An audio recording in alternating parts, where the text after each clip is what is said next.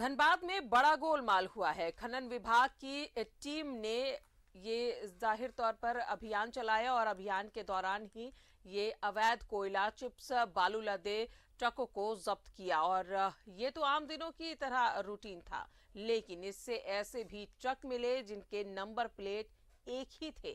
इस गोलमाल को समझिए हमारे इस रिपोर्ट में। खनन विभाग ने की छापेमारी, बगैर माइनिंग चालान के कोयला, चिप्स और बालू लदे 8 वाहन जब्त।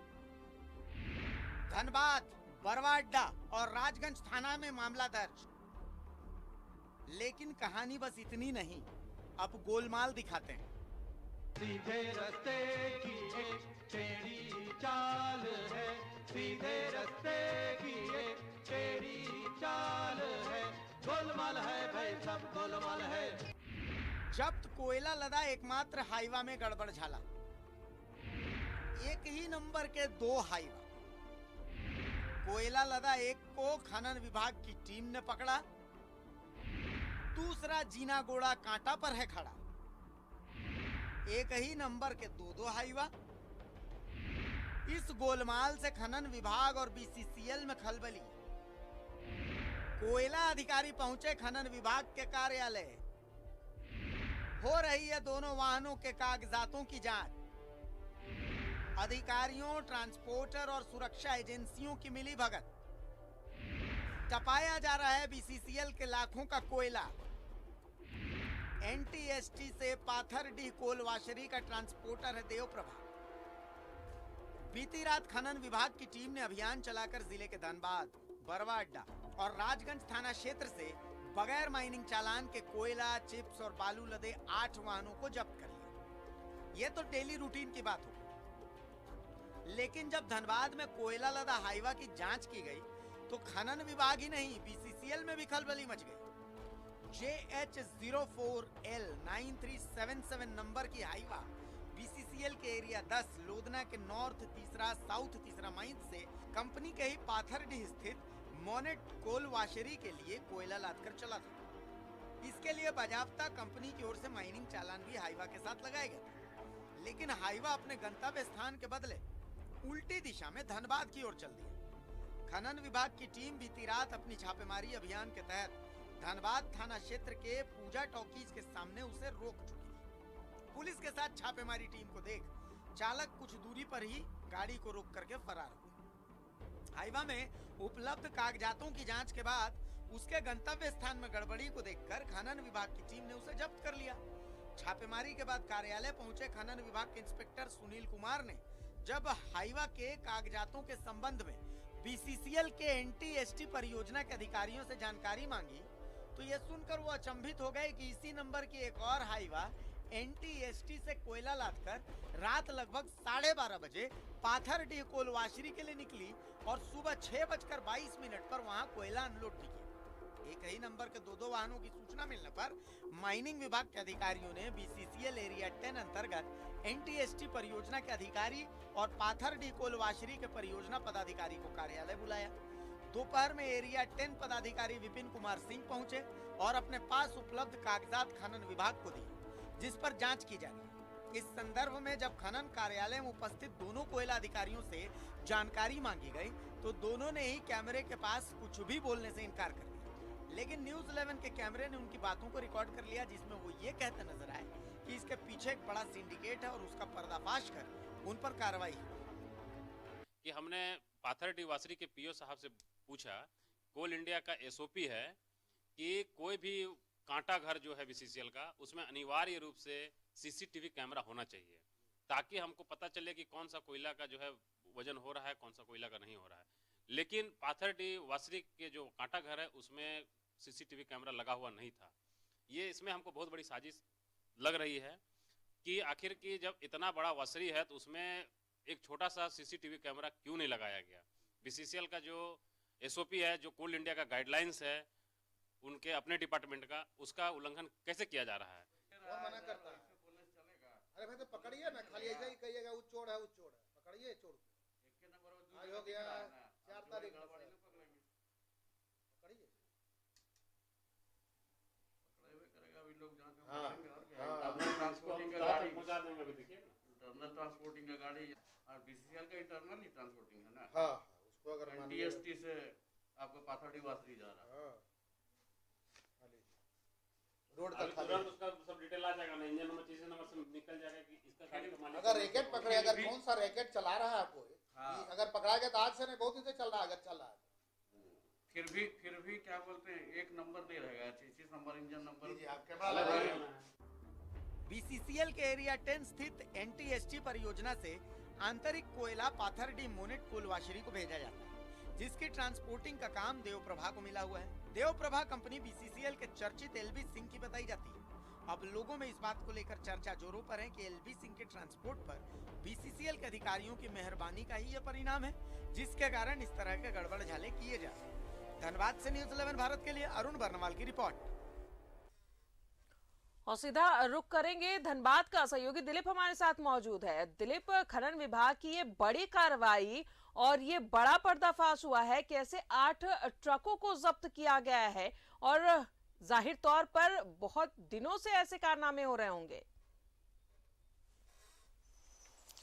देखिए, कोयलांचल का इतिहास काला रहा है और इस कालेपन में कहीं न कहीं जो आउटसोर्सिंग कंपनियां होती हैं, जो ट्रांसपोर्टर होते हैं और जो अधिकारी होते हैं बीसीसीएल के, उनकी साठगांठ हमेशा देखने को मिलती है। देखिए, कल जो छापेमारी हुई है खनन विभाग की तरफ से, कोयले का चालान नहीं था और दूसरी सबसे बड़ी बात सामने आई कि एक ही नंबर के 2 हाईवा चल रहे थे। देखिए, इसके पहले भी कई बार पुलिस ने और जिला प्रशासन की टीम ने छापेमारी की है और उस दौरान एक नहीं बल्कि आधा दर्जन से ज्यादा ऐसे वाहन को जब्त किया था जिनके 2-2 नंबर थे।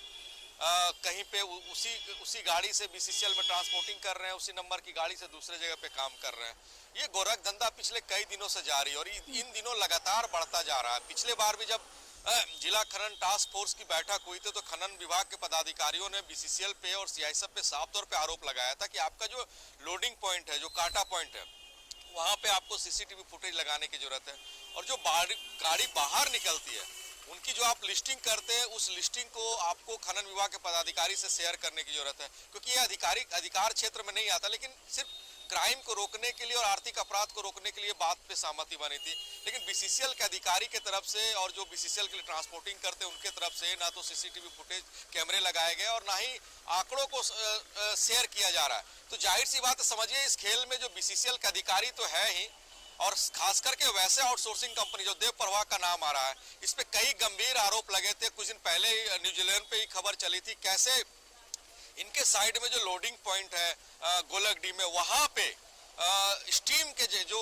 रैक लोडिंग हो रहे थे, रेलवे के रैक में कोयला लोड किया जा रहा था, आरओएम के जगह पे स्टीम और बड़े और दूसरे कोयले लोड करके भेजे जा रहे थे। तो ये गोरख धंधा लगातार चलता जा रहा है और इस गोरख धंधे को रोकने के लिए जिला प्रशासन अपने स्तर से कार्रवाई करती है, लेकिन जो बीसीसीएल एरिया है वो सेंट्रल गवर्नमेंट के अधीन आता है। उनकी सुरक्षा एजेंसी सीआईएसएफ है, उनकी अपनी सुरक्षा एजेंसी है।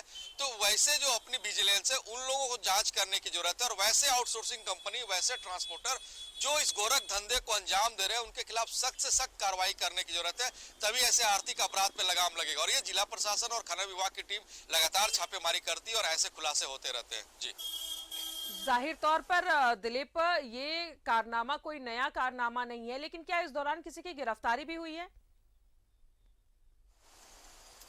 देखिए, अभी तक किसी की गिरफ्तारी हुई नहीं है। जो खनन विभाग की टीम ने जो गाड़ी पकड़ी है, वो गाड़ी को पकड़ा है, उनके साथ जो चालक और सहयोगी थे उनको अभी पूछताछ के लिए रखा है, लेकिन उसकी गिरफ्तारी सुनिश्चित नहीं कर सकते क्योंकि अभी जांच चल रही है। जांच में क्या क्या आपराधिक मामले दर्ज किए जाएंगे, क्या कोयला तस्करी का मामला दर्ज होगा, और जो वाहन के मालिक है उनकी जांच पड़ताल की जा रही है। जब एक ही गाड़ी के एक ही नंबर के दो गाड़ी है, तो क्या दोनों के जो रजिस्ट्रेशन नंबर है या फिर जो चेसिस नंबर है उसमें क्या मालिक के अलग अलग नाम है या फिर एक ही मालिक दोनों गाड़ी नंबर संचालित कर रहे थे, किस गाड़ी पे फर्जी नंबर है और किस गाड़ी पे सही रजिस्ट्रेशन नंबर है, इसकी भी वो जांच कर रहे हैं और जांच के बाद आगे की कार्रवाई की जाएगी। लेकिन कार्रवाई किस तरह से होगी ये देखने वाली बात हुई, क्योंकि ये पिछले कई दिनों से देखा जा रहा है।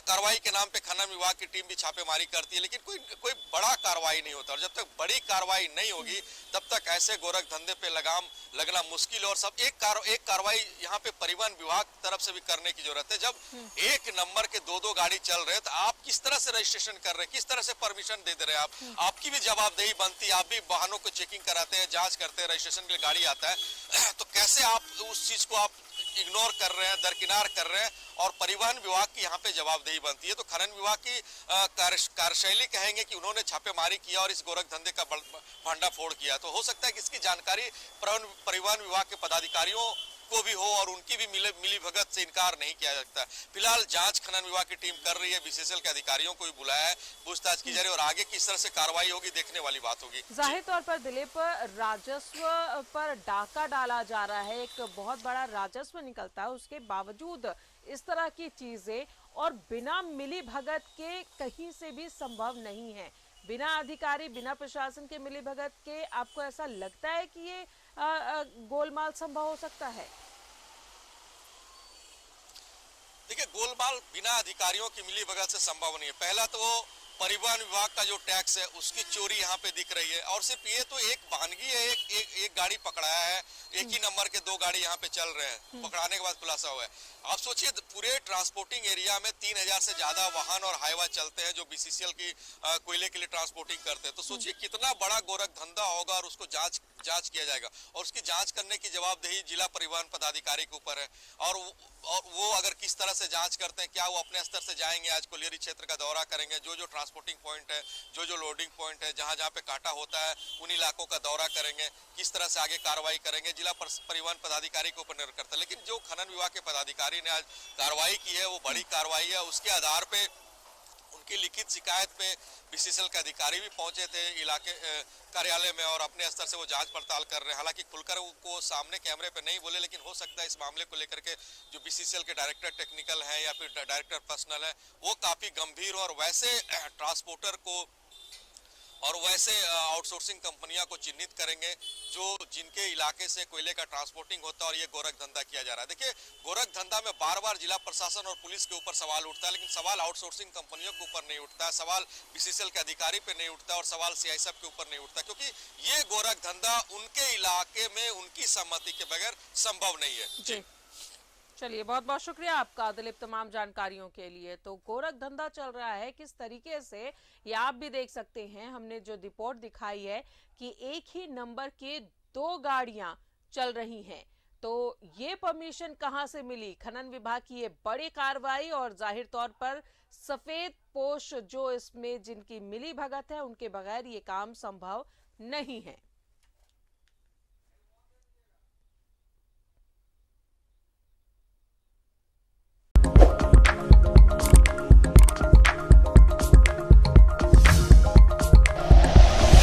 Like and share videos, subscribe करें हमारा चैनल और प्रेस करें बेल आइकॉन। न्यूज़ 11 भारत, सच है तो दिखेगा।